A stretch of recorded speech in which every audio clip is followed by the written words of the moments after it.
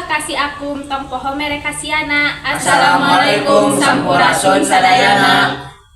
Tepangkeun wasta abi Silvi Saskia, Wasta abi Neng Siti Anissa, Wasta abi Alis Nurlela, Wasta abi Reksi Nur Alamsah. Wasta abi Haikal Nugraha. Wasta abi Tepjo Dalapit.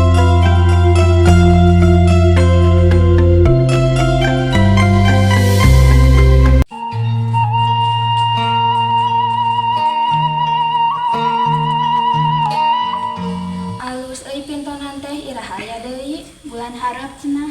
Alus satu ayu unggal bulan ayam mengarah jadi aku nagara sejen.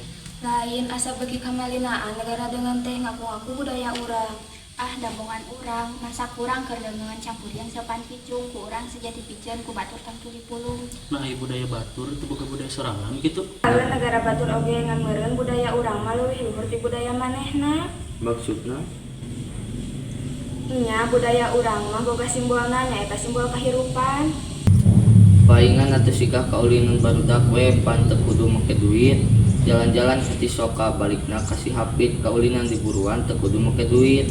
Budaya batur oge pasti aya ngabantu nganu pasti. Budaya sorangan kudu dijaga ku urang sorangan ngartos.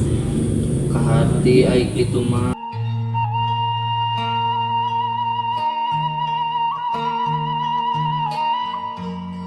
Sampurasun. Sampai Nuju narangan ya teh. kieu ngarobrol ke naon? Sora bangkong sisi jurang sorana bisa melangkeun ngawangkong budaya urang nu diaku ku negara deungeun. Lah asap pikawatirin pisannya ti angklung, reog, pika-pika darin tempe di aku kumaranehna.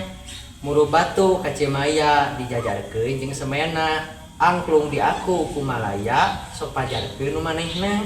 Nah, ayeuna mah urang geus apal yen budaya jeung kesenian teh kudu dijaga jeung dimulai ngarah teh di aku nagara deungeun.